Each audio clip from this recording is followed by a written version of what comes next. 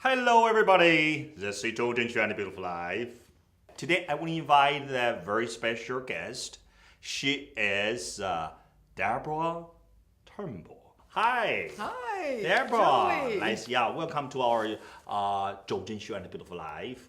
And first, I want you to talk to our audience to introduce yourself. Well, my name is Deborah Turnbull, and I'm very honored and flattered to be invited on your show, Joey. You're so popular and well received all over Hollywood. Everybody loves you. And I'm honestly grateful to be a part of anything that you're doing. Thank you very much. So, Deborah, I know you are very well known in the international circle and doing business. Even a few years ago, I heard that you family and yourself involved the famous movie they call Wolf of the Wall Street. Well, actually, funny.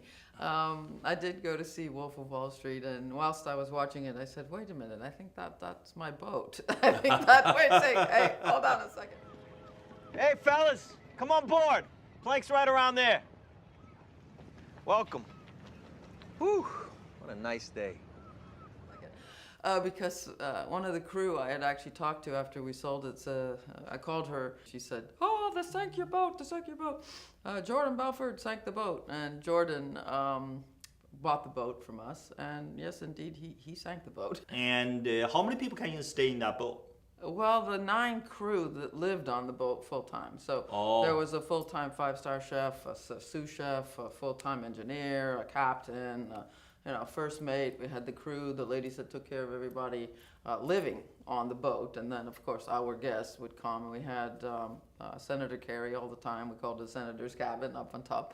We had Coco's room, because the boat was originally built by Coco Chanel. So Coco's room was intact. Nobody ever changed her room, but we added, my ex-husband and I, 4 tons of marble on the boat. We built that whole marble bar and put suede walls and added full sheets of marble in the bathrooms and gold sinks and all that kind of thing. So, right?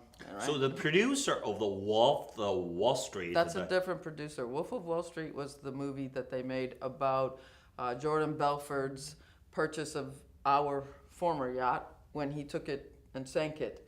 When we owned it, a movie was made on it called A Woman Named Jackie.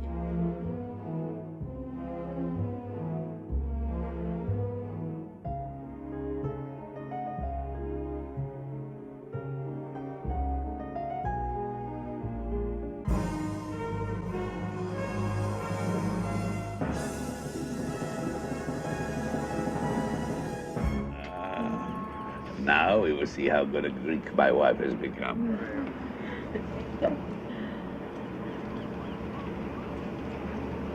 Calamari. Feta? Oregano? Yeah.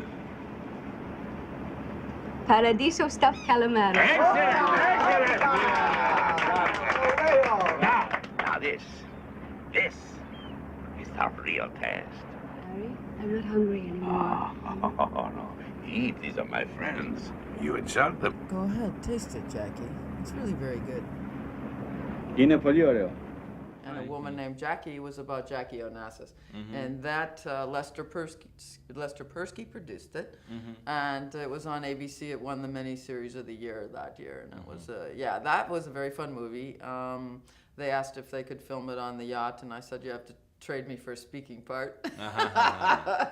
So I was in the film, and then they actually let me add my best friend who's from Taiwan, Sherry, and so she sat at the table with me in the film. Yes. Oh, I heard of this the movie. Yeah. Sounds like you involve a lot of the entertainment of the business, but I know at the beginning you are not do the entertainment business. You do a lot of the dining business and like the trade, international trade business, and the international oil business. A little bit introduce that. Well, we opened up, I was instrumental in opening up offices all over the world. And those were extremely exciting times when we went to the Red Square, for example, Moscow, I was the only Westerner with my former husband at the time invited to the Red Square the first time the patriarch and the president stood together in over 70 years. So there was a very big deal. We funded the Kazan Cathedral interior, so we were invited. We were very much honored there. We had a relationship with the highest levels of government there, and we were treated extremely well. And I was actually, the dining bit was because that was my passion. So even though I had no reason to be the one cooking, I actually loved it. So I would get to London and get to my home and, you know, do the cooking, and then I'd have a butler and somebody serving it and that kind of thing. So the dining was bridging the, you know, my passion with actually my business, which was doing business all over the world and hosting. Yeah, you know, in China, people call type of the woman like you, they call the rich woman. Imagine you are very wealthy. Also, you're like the dining. Why you like the cooking or the dining? Well, to be honest with you, I started, my passion for that came as a very young teenager. Oh, and that's because. Yeah, I came from a humble beginning, and I imagined myself with these wonderful things that I ended up enjoying. And so my opinion was to learn how to be able to order and know what's going on with these five-star places. I should learn how to first cook. And so I started cooking as a teenager. And that passion grew into the whole flair for hosting. And when I was in New York as a young 21-year-old, I was actually invited to be hosting with some oil ministers and prime ministers at Le Cirque, the five-star restaurant there. And so organizing those type of tables and doing business at them was just something I started very young. And it turned and kept turning into 12 offices internationally all over the world and running those. And, you know, that's it's just a wonderful journey. It's been a great journey. I know you travel a lot of the places. Have you been to China?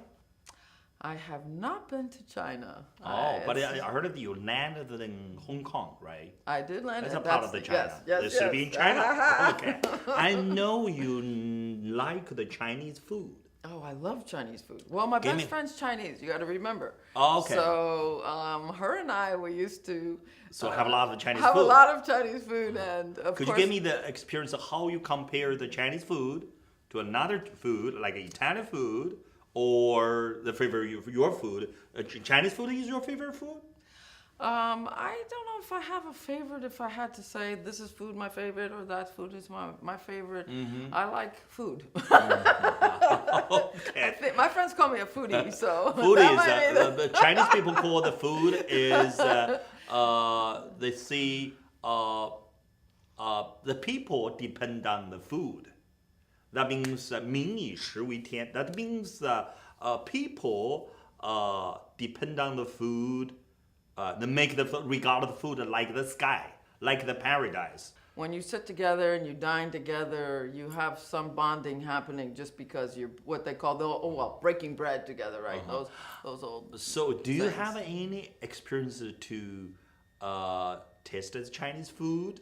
Or well, Joey, I just went with you a couple of days ago and had some of the best Chinese food I've ever had. I like the story you told me in the Houston you have the Chinese food Houston experience. Had one of my favorite restaurants, and when my best friend went with me, the food always tasted better. So actually, I noticed that, and I used to call her and tell her, I'm in Boston. Can you tell them what I like? And she would tell them in Chinese. You know? And then I would get the food exactly how I love it. There's so many dishes and so many things to explore in that. And a lot of people don't even understand that because they think that the stuff that they get at the fast food is the Chinese food. And sadly, that's really not. There's exquisite Chinese food, just like there's exquisite American food or exquisite French food, and then there's what you get when you have to hurry up and, you know, get something quickly. And I think the real Chinese experience with the superb cuisine is something that everyone should experience. And do you like the Italian food? Oh, well, I was just recently toured around Italy with some pretty amazing people. I was fortunate enough and blessed to be introduced to some of the oldest families there. The Ferragamo family. Salvatore joined us at a place called Il Burro, and that's a medieval village that took them 25 years to restore, so it was just magical, and it was in Tuscany, and just a beautiful time of year to be there. And Salvatore Ferragamo joined us.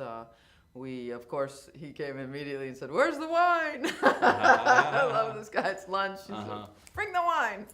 That was great. But he joined us. We had a really wonderful time there, and we were lucky and fortunate enough to be hosted also by Tonino Lamborghini as well. I went to the Italian 2000 to Rome. I just walk in the small restaurant. I first time have the original Italian fish. Oh, that's gorgeous. That's beautiful. Italians really do know how to make you feel special. I heard of you have the Alpano Castle, right? Yes, it's where it is? Right now we are on a wonderful project. It's at the base of Camelback Mountain, and it borders with the Palms 5-star hotel, and it's actually called El Palacio. And we are hosting exclusive celebrity VIP individuals who want a little extra layer of privacy, if you will. Who are the important person like the Oprah's keeper been people? there. Oprah Winfrey has been to the have they been their own Palacio president? before. Okay. A sitting president was invited there at the time when he was President Bush. And many celebrities, many dignitaries have graced this beautiful property with their So presence. how many people they can cover this castle? Let's say you have a dozen guests, you want to have them at the 5-star Palms, and then you have the super exclusive VIPs at the Palacio. There's 4 grand suites that are extraordinary, and then there's a couple other extra rooms. But right now we're using those for treatment rooms. It's a love to see that. Yes, you will absolutely be my guest, my Thank you for For inviting. sure. I heard that you will involve the very famous forum. It's involved international. It is called World Women Economic Forum. Yeah, I Women's heard that Economic Forum. and it is- You invited by the two speaker, right? Absolutely. A very wonderful lady named Didi Wong is actually the chair, and it's her event essentially. And I'm invited. I will be speaking on December 1st at the LA Live, downtown LA. And this event is for women, and it's all about encouraging women to become entrepreneurs. And there's every level of assistance. And every level of entrepreneurs who are women that will be there. There's going to be amazing women there. I will have my own booth, so I'll be speaking about what I have and what I'm working on. I have a couple projects that will be at the booth, one Palacio. What's your purpose of life Well, as a woman? most women are still really struggling with just even standing up for themselves in a sense, or having the self-confidence to move into business. And then there's a lot of the younger generations of women they don't see any boundaries at all, and they just are doing things. And I do see how the global platform, as you have now pointed out, is really becoming more of a village. What do you think the most important thing in the women's life? That women definitely want to be successful so that they can be independent. And I think financial freedom is something everyone's seeking.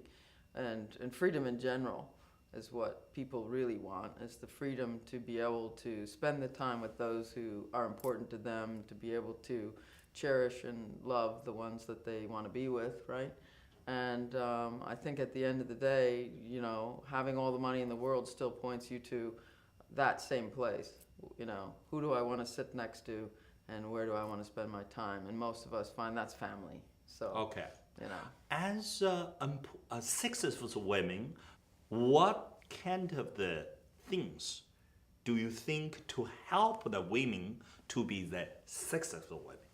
If somebody finds marriage to be the number one thing on their list, I suppose. But I don't think that's on the minds of most ladies that are looking for their career. I think the biggest struggle with women is that, you know, if you do want to be a mother, you have this short period of time and you're like, hurry, because you have to be a mother very young. And that's now changing a little bit with the way people are starting to move that margin, right? It used to be you had your children between 25 and 35. Now people are starting after that point, right? So women have a little longer runway to try to get somewhere with their personal lives, their careers, their financial freedom, their freedom of choice of, you know, how they're going to live, where they're going to live, where they want to raise their children, who they want to spend their time with.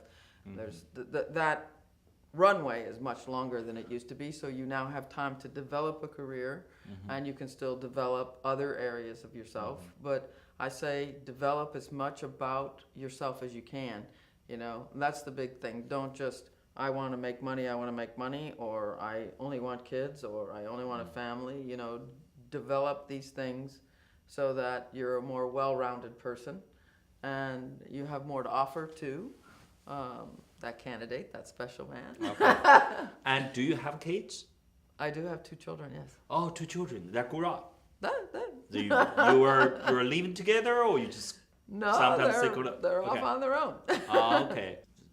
Do you have your brother, sister, your family? Oh, yes. I have 3 brothers, 1 sister, my mom, and then I have a very big family. Oh, big family. It's like a clan.